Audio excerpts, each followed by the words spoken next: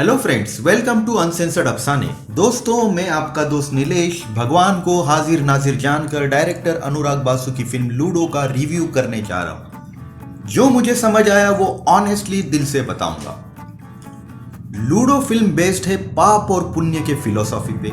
आज के दौर में पाप और पुण्य की डेफिनेशन हम में से हर किसी ने अपनी अपनी सहूलियत से बनाई है।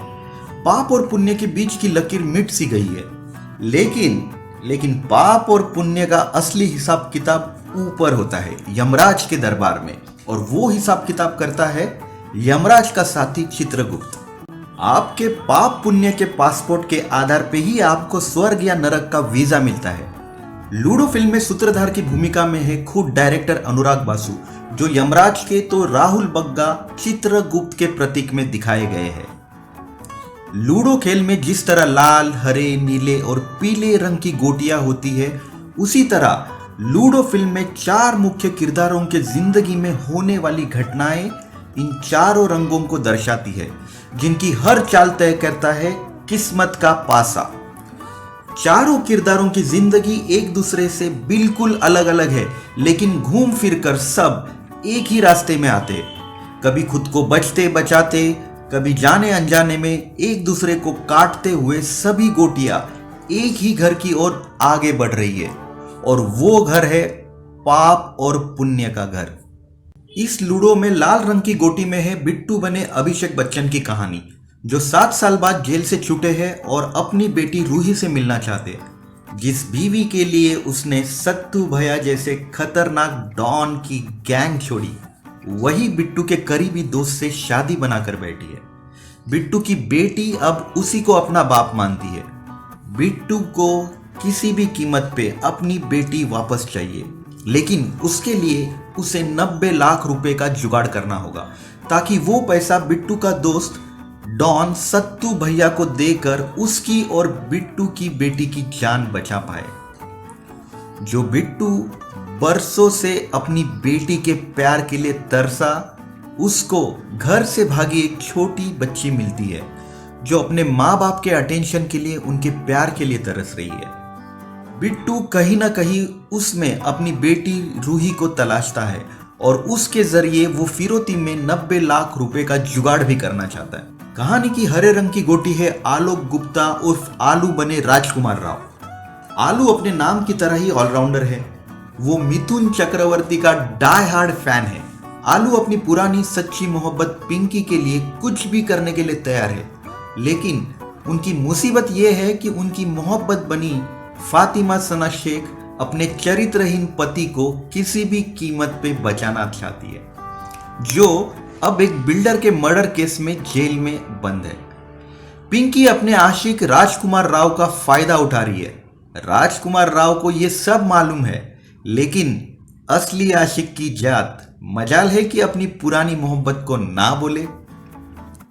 कहानी की पीले रंग की गोटी है आदित्य रॉय कपूर, जो एक वॉइस आर्टिस्ट है।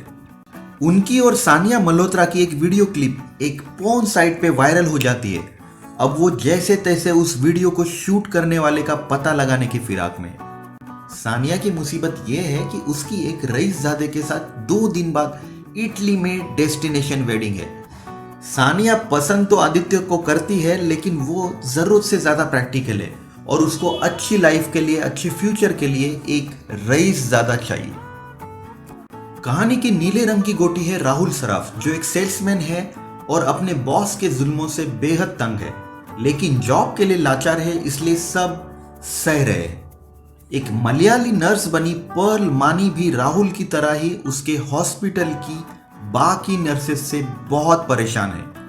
हिंदी ठीक से न आने की वजह से पर्ल मानी की काफी टांग खिंचाई होती है और हमेशा उसका मजाक उड़ाया जाता है।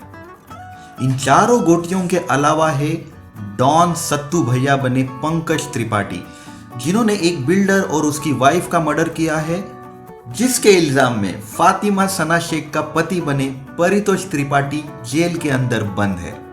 कुल मिलाकर इन सभी अलग अलग ट्रैक्स को डायरेक्टर अनुराग बासु के स्क्रीन प्ले ने कमाल की बारीकी से एक साथ बुना है। ऐसे स्क्रीन प्ले लिखना बेहद डिफिकल्ट होता है, उसके लिए अनुराग बासु सर को फुल मार्क्स। अनुराग बासु की सिनेमैटोग्राफी भी एक नंबर है। फिल्म के कुछ फ्रेम्स आपको हमेशा याद रहेंगे, इतने लाजवाब है मानो किसी बड़े पेंटर ने कोई खूबसूरत पेंटिंग बनाई हो।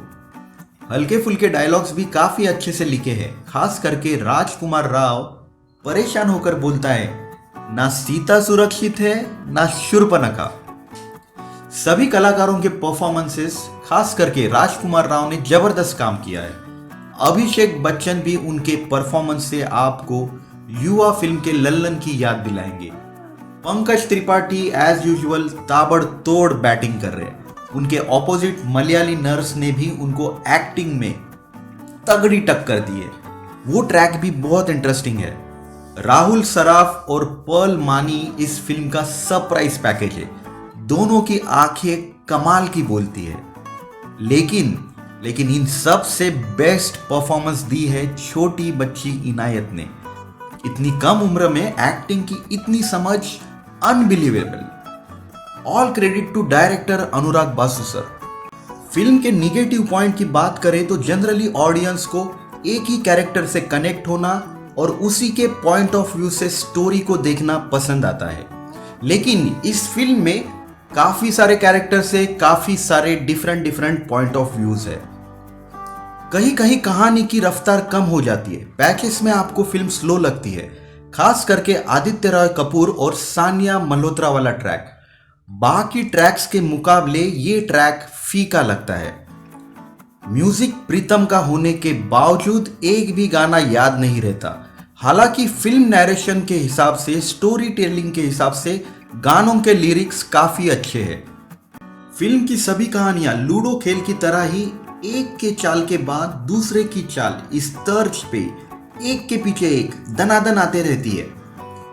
लूडो गेम की तरह ही कभी कभी किसी की चाल स्किप भी होती है, तो अगर आप 1-2 मिनट भी स्क्रीन से हट गए तो आपको आगे का कनेक्शन समझ नहीं आएगा।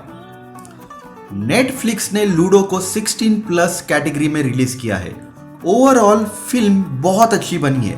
दिवाली में अक्सर सभी ताश खेलते हैं, इस बार फैमिली के साथ लूडो खेलिएगा और अनुराग बासु सर की लूडो जरूर देखिएगा।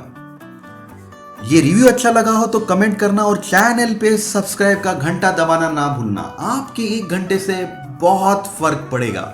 तो बने रहिए आपके दोस्त नीलेश के साथ। अनसेंसर्ड अफसाने में फिर मिलेंगे। तब तक अपना और आपके अपनों का ख्याल रखिए। जय हिंद।